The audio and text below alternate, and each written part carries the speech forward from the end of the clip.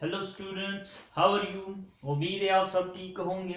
आज का जो हमारा लेक्चर है वो है हमारे पास difference between compound and mixture 9th class के हवाले से है। इससे पहले हमने ब्रांचेस को डिस्कस किया था, एलिमेंट्स को फुल डिटेल के साथ डिस्कस किया था, कंपाउंड को डिस्कस किया था, मिक्सचर और उनके जो टाइप्स थे उसको डिस्कस किया था।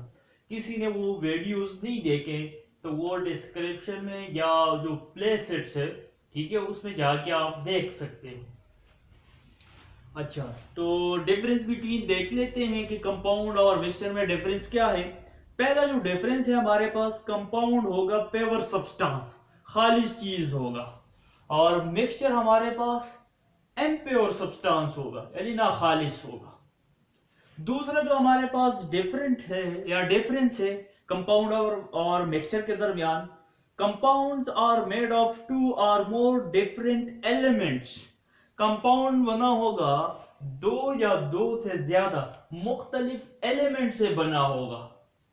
जो मिक्सचर है, mixture are composed of two or more substances. जो मिक्सचर होगा वो दो या दो से ज्यादा सब्सटेंसेस से बना होगा। यानी हमारे पास ये जो सब्सटेंसेस है ये दो कंपाउंड हो सकते हैं। मिसाल के तौर पर आपके पास वाटर है और नमक है, तो नमक और वाटर हमारे पास कंपाउंड्स है। जब ये दोनों आपस में मिक्स होंगे तो हमारे पास बनेगा मिक्सचर। इसके अलावा हमारे पास वाटर है और कोई एक एलिमेंट, दो सब्सटेंसेस हो गए, वो आपस में मिक्स हो जाए तो तब भी आपके पास मिक्सचर बनेगा। तो याद रहे कि इसमें कंपाउंड्स होंगे हमारे पास, ठीक है। सब्सटेंसेस से इसका मुराद होगा कंपाउंड्स, और एक अगर कंपाउंड है और दूसरा एलिमेंट भी आ सकता है। तो मिक्सचर क्या है, हमारे पास दो सब्सटेंसेस जब आपस में मिक्स हो जाए तो हमारे पास जो सब्सटेंस बनेगा, जो नाखालिश चीज बनेगा, वो होगा मिक्सचर। तीसरा डिफरेंस हमारे पास, कंपाउंड्स आर केमिकली बॉन्डेड। इसके दरमियान हमारे पास जो केमिकली बॉन्ड्स होंगे, ठीक है, बनेंगे कंपाउंड्स के दरमियान, जो जिन एलिमेंट से कंपाउंड बनेगा। मिक्सचर और नॉट केमिकली बॉन्डेड, और मिक्सचर केमिकली बॉन्डेड नहीं होगा। Fourth number difference, components of compound loss their properties. Compound जिन चीजों से बना होगा, जिन एलिमेंट से बना होगा, जिन एलिमेंट्स की जो खुसूसियात है, जिन एलिमेंट से वो बना है, उन एलिमेंट की जो खुसूसियात है वो अपनी खुसूसियात को लॉस कर देंगे, प्रॉपर्टी को लॉस कर देंगे जब इनसे कंपाउंड बन जाएगा। मिसाल के तौर पर आपके पास हाइड्रोजन है और ऑक्सीजन है। जब दो हाइड्रोजन और एक ऑक्सीजन मिल जाते हैं तो वाटर बनता है। अब हाइड्रोजन वो हमारे पास कैच द फायर, आग उसको लग जाती है, ठीक है, और ऑक्सीजन उसमें आग लगने में मदद करता है। लेकिन जब ये दोनों मिक्स हो जाते हैं, वाटर बना लेते हैं, तो आपको पता है वाटर से हम आग को बुझाते हैं। तो इन दोनों की जो प्रॉपर्टीज थी, आग को मदद पहुंचाना, वो क्या हो गई, कंपाउंड में लॉस हो गई। तो कंपाउंड जिन चीजों से बना होगा वो चीजें अपनी खुसूसियात को बरकरार नहीं रखेंगे बल्कि लॉस कर देंगे। ये इसका पॉइंट है। मिक्सचर का जो फोर्थ नंबर पॉइंट है, its components retain their chemical characters या प्रॉपर्टीज। रिटेन का मतलब होता है बरकरार रखना। जिन चीजों से, जिन सब्सटेंसेस से मिक्सचर बना होगा वो चीजें अपनी खुसूसियात को बरकरार रखेंगे, शो करेंगे। मिसाल के तौर पर आपके पास अभी मैंने मिसाल दिया था, वाटर है और साल्ट है। जब दोनों आपस में मिक्स हो जाएंगे मिक्सचर बना देगा, लेकिन आपको उसमें पता लगेगा, जो नमक है उसका जो जायका है उस वाटर में आपको महसूस होगा।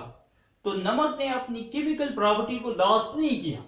तो मिक्सचर जिन सब्सटेंसेस से बना होगा वो सब्सटेंसेस अपनी खुसूसियात को बरकरार रखेंगे। उसमें वाटर जो लिक्विड फॉर्म में है वो भी अपनी खुसूसियात को बरकरार रखेगा।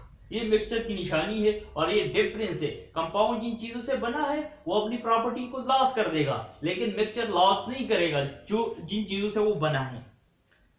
Five number, can not be separated by physically.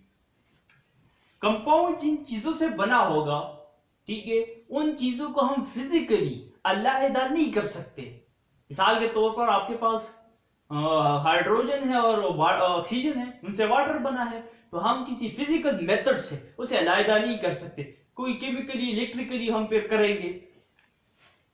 जो 5 नंबर पॉइंट है मिक्सचर का, it's component can be separated physically, ठीक है, हम इसको अलग कर सकते हैं मिक्सचर के कंपोनेंट्स को, इसके कंपोनेंट को फिजिकली अलग नहीं कर सकते, लेकिन इसके कंपोनेंट को अलग कर सकते हैं। जो हमारे पास नमक है और वाटर है आपस में मिक्स हुए हैं, उससे मिक्सचर बना है और हमने क्या कर दिया, हीट दे दिया है।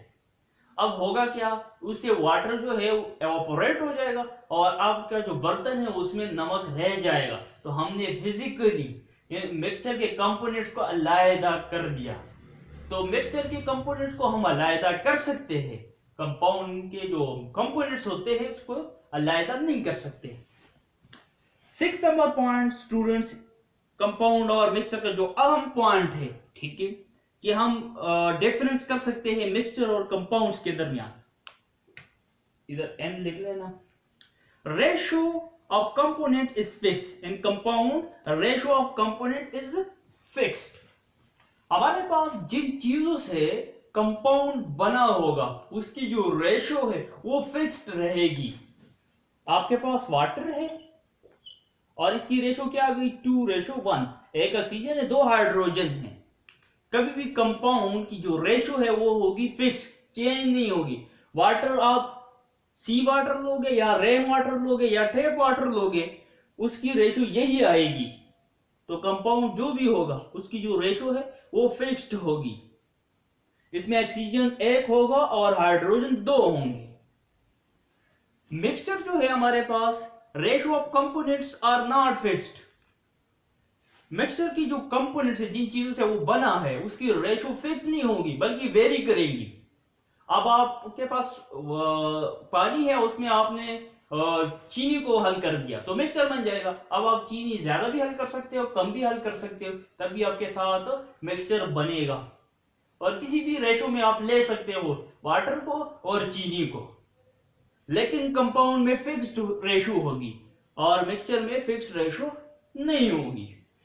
अब इसके बाद स्टूडेंट्स हम difference between element and compound को डिस्कस कर लेंगे। जो डिफरेंस है, elements are composed of only one type of atom.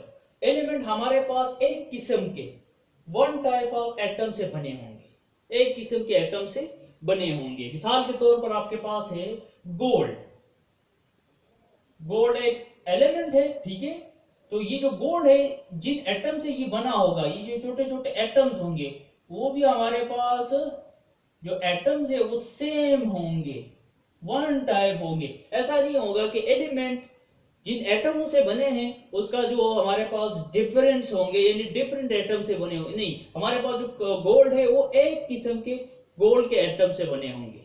तो element one type of atom से बना होगा। कंपाउंड आर कंपोज्ड ऑफ 2 और different type of elements. Compound हमारे पास 2 या 2 से ज्यादा डिफरेंट एलिमेंट से बना होगा। एलिमेंट हमारे पास एटम से बना होगा और वो एटम सेम टाइप के होंगे। कंपाउंड एलिमेंट से बना होगा लेकिन वो एलिमेंट डिफरेंट होंगे। मिसाल के तौर पर वही एग्जांपल है H2O है, ठीक है, ये हमारे पास कंपाउंड है, इसमें ऑक्सीजन एक एलिमेंट है और हाइड्रोजन एलिमेंट है। 2 डिफरेंट एलिमेंट्स है हमारे पास, उनसे जो सब्सटेंस बना है उसको हम कंपाउंड कह रहे हैं, NaCl, ठीक है, कार्बन डाइऑक्साइड। अब देखो इसमें 2 डिफरेंट एलिमेंट्स है, उनसे जो सब्सटेंस बना है वो कंपाउंड होगा, ठीक है।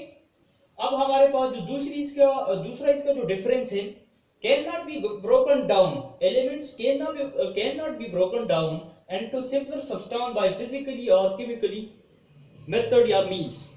हम एलिमेंट्स को फिजिकली और केमिकली अलग नहीं कर सकते, यानी किसी और सब्सटेंस में हम कन्वर्ट नहीं कर सकते। फिजिकली या chemically not be converted into simpler substance, while compounds can be easily separated into simpler substance by chemical reactions।